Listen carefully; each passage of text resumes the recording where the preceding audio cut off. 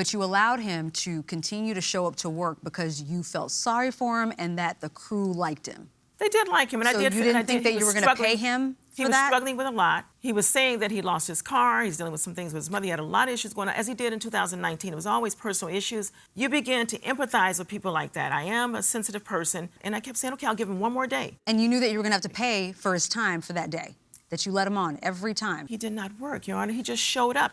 All right, I'm done questioning. I think we understand the issues, and we will do our best to resolve them for both of you. Thank you very much. You're both excused. Yes, Thank you very much. This courtroom is now in recess. When you work, you get paid. It's just as simple as that. I believe that the plaintiff was there from the start of production to the end. She allowed him to come on set, spend time. However way she believed he spent the time is at issue here, but I don't even care because she had a responsibility to oversee her staff, her production, who's doing what, and to allow him to show up with the expectation that he was going to get paid.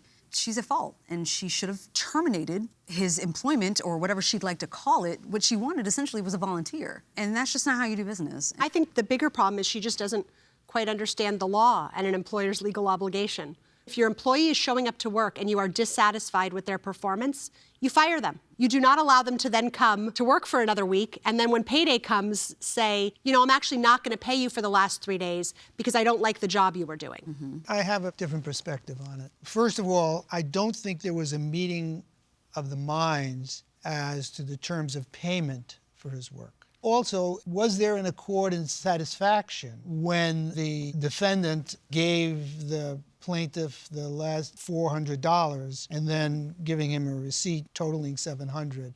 I didn't get the impression from him that he gave her the impression that, well, this isn't enough, I'm going to sue you. That's why I asked him how many hours he put in. His answer to me was 30 hours.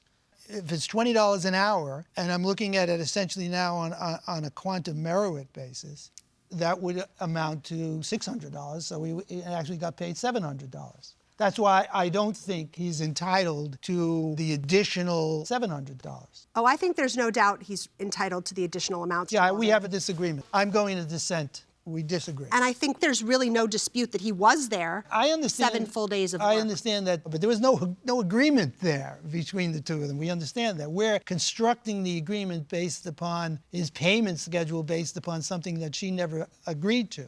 I think that she paid him $700 and that she understood that this was final payment for whatever work he did. That's my. I think he showed up for the 7 days. He was getting paid $100 per day, which is less than minimum wage. And even if this was not the exact agreement, it's fair compensation. So we have a majority rule. Rachel and I agree that the plaintiff is entitled to the full amount, which is the $700 that he's asking for, with a dissent. Michael?